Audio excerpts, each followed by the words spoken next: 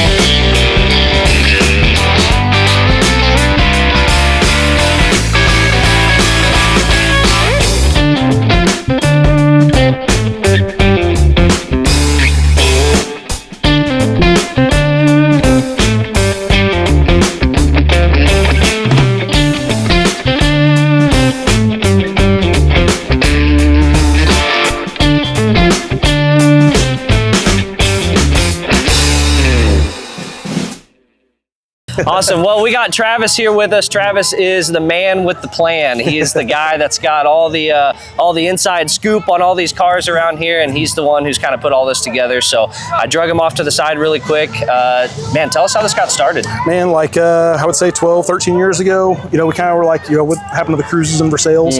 And they used to do monthly cruises here, so we were like, screw it, let's see if we can throw something together. Yeah. And so we put it all together, and I think we had 6 cars show up. Yeah. The first couple we did. Right. And we started going out like, hey, if you could stick around for like 20 minutes, another group of cars are going to come, because they weren't quite lining up. Yeah. They get here at 6 but leave by 7 because there's nobody else here. You know? So then we're like, hey, stay till 7. Yeah. So then then there'd be 12 cars, then 13, and I think it was probably 2 years in, we had 50 cars show up, and we were like, oh boy, what have we done? In the numbers. We were all, we were hooting and hollering, all excited, and and then after that, we started looking at, street outlaws became a big thing.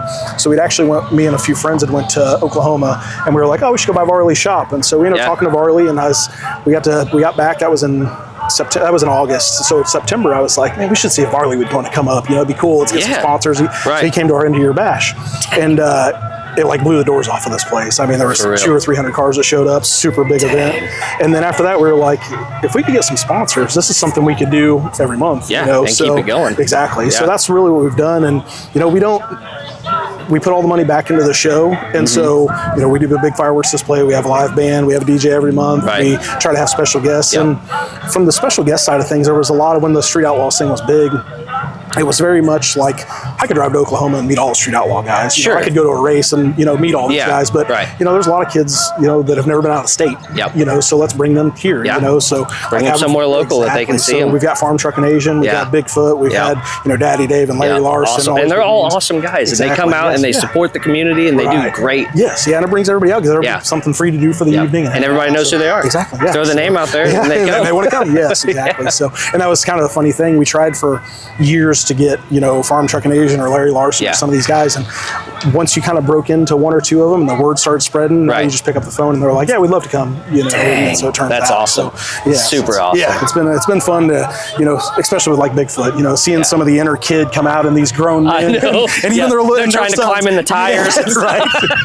And it's fun to see, like, you don't get the opportunity every day to go. You can go watch them in a stadium and never get close to it. Yeah, but you don't have to go up and touch tires and talk to the guys and see the craziness underneath of them. Yeah, exactly. So it's been a lot of fun just seeing the kids' faces light up, and even the adults, and get to see some of these people. And I'd never get to see this if it wasn't for you. Right. It's fun. Yeah, that's super awesome. So how many cars do you think we've got here tonight?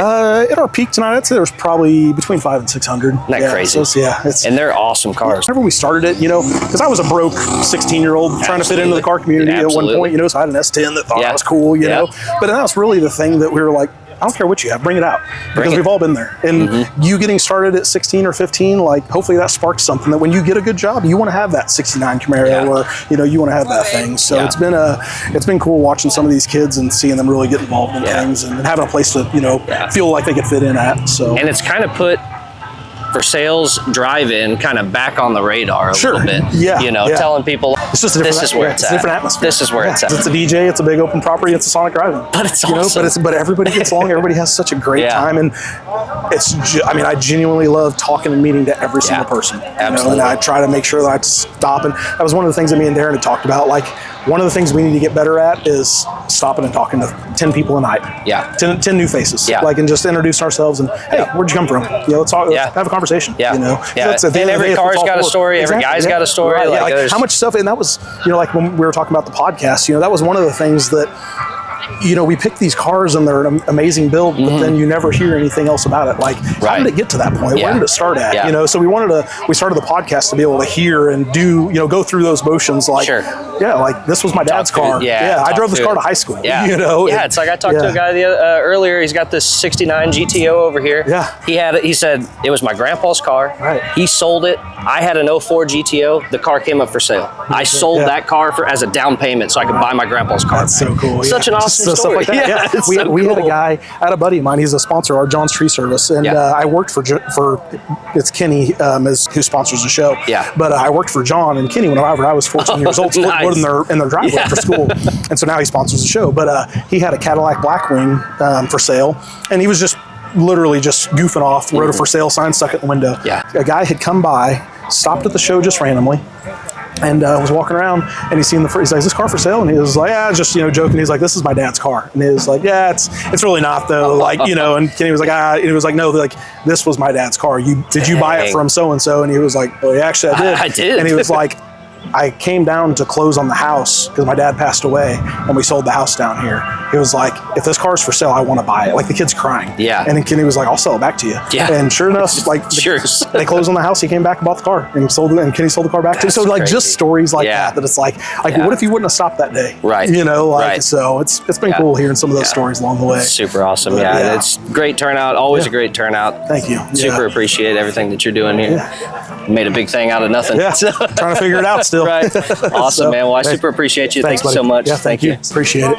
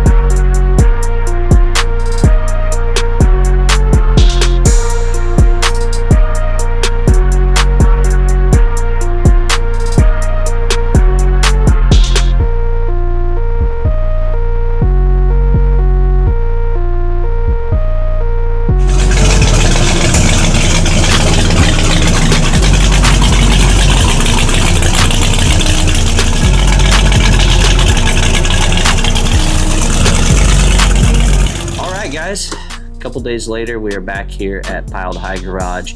We had an absolutely awesome time over at Sonic Summer Nights, just like we thought we would. Tons and tons of awesome cars.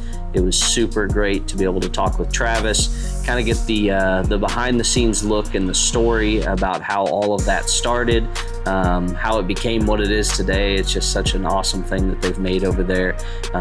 Big shout out to Travis. Thank you so much for taking the time to talk with us while we were there. I'm sure that you guys will be seeing more of him. We've got a lot of different things that we've still got to button up and wrap up before we take off on the Hot Rod Power Tour. We've got to put a full fuel system in William's truck.